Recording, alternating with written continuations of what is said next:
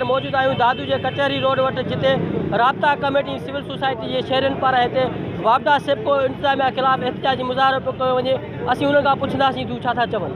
हाणे असीं ॾिसूं था त माण्हुनि खां हज़ारे रुपया बिलनि जी मुद में ऐं वरिता था वञनि, पर उहे वापडा वारनि जे ज़ाती जेब में था वञनि, सरकारी अकाउंट में कोन था वञनि।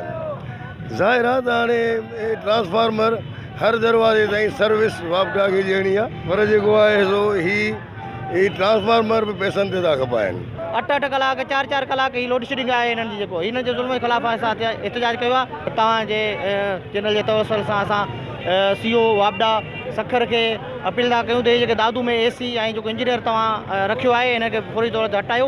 दादू सेप्को जी नाइल इंतज़ामिया जूं बदमाशियूं तमामु वधी वियूं आहिनि। शहर में हथियादू लोड शेडिंग जो आज़ार वधी वियो आहे। 18 खां 20 कलाक दादू शहर जी बिजली बंदि आहे, जंहिंजे करे हितां जी मज़लूम आवाम, शहरी तबिको, कारोबारी माण्हू जेके आहिनि उन्हनि जी ज़िंदगी मफ़लूज बणिजी विया।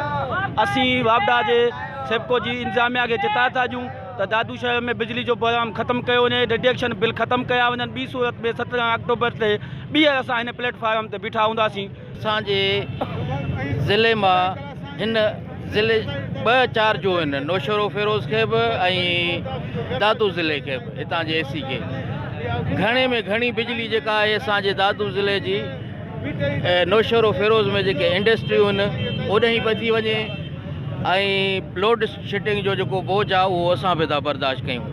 असां इहो था चऊं त नौशरो फिरोज़ खे पंहिंजी अलॻि बिजली ॾिनी वञे। जी नाज़रीन, दादू शहरनि जा वीचार ॿुधाए हिते जेको वापडा सेप्को इंतज़ामिया ख़िलाफ़ एहतिजाजी मुज़ाहिरो कयो पियो वञे। हिते धरणो हिननि हयो आहे।